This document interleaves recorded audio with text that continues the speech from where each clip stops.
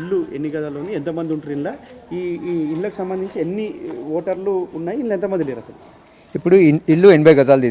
ఇది G+3. నిన్న ఇదేమైందంటే list తీసుకొని ఓనర్తో మాట్లాడితే ఓనర్ది ఒకటే ఓటు ఉంది, మిగతా రెంటర్స్ 2 ఉండాలి, 3 టోటల్ 3 ఓట్లు. ఈ మిగతా వాళ్ళు చూపెట్టిన వీళ్ళు ఎవరని అడిగితే ఓనర్ చెప్పి నాకు ఎవరు తెలియదు దీనిలోకి వెళ్ళి అన్నాడు. చెప్పిండు ఓనర్ అడిగిన మీరు గుర్తుపడతారా, మీ దగ్గర రెంట్కుంటున్నా ఉన్నారా ఇంతకుముందు తెలుసు అంటే నాకు ఈ ముఖాలు ఎవరు తెలియదు, నేను ఫస్ట్ టైమే చూస్తున్నా, నువ్వు అంటే కాలనీ నీకు గుర్తుపడతా అన్నాడు. నీకు మంచిగా గుర్తుపడతాను నేను, వీళ్ళకి ఎవరు తెలియదు, నువ్వే గుర్తుపట్టాలి అలా కానీ నాకు అన్నాడు. నేనైతే గుర్తుపట్టాను, నువ్వే గుర్తుపడతా, నేను ఎట్లా గుర్తుపడతా అన్నాడు. ఇప్పుడు ఈ లిస్ట్ ఓనర్ చూపించినప్పుడు ఓనర్ అట్లా చెప్పింది కదా, ఓనర్ ఏమంటున్నాడు అసలు బేసిక్ ఎట్లా నమోదు చేసినాడు?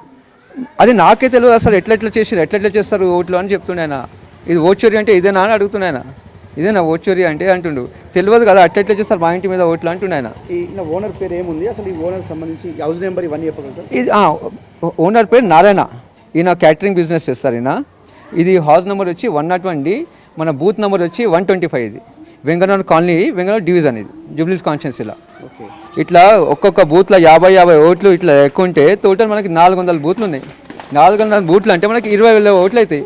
దానిలో ఒక 15 మంది 15,000 మెంబర్స్ వచ్చి ఓటేసినా వీళ్ళే కదా ఇక ఎవరు క్యాండిడేట్కి వించాలంటే వీళ్ళతోనే ఉంది. ఇట్లా టౌన్లకి జిహెచ్ఎంసీలు కరెక్ట్ ఇంటింటికి వెళ్ళి ఎంక్వైరీ చేసి మన ఓటర్ లిస్ట్ ఇప్పుడు పంచుతారు, వచ్చి ఇస్తారు. ఇచ్చినప్పుడు చూడాలి, వాళ్ళు ఉంటేనే వాళ్ళ చేతికి అందాలి, లేకపోతే ఇవ్వద్దు. కంపల్సరీ ఓటర్ లిస్ట్ క్యాండిడేట్ ఎవరు ఉన్నారు ఇంట్లో వాళ్ళకి ఇస్తేనే మనకు తెలుస్తుంది. అప్పుడు దాకా అది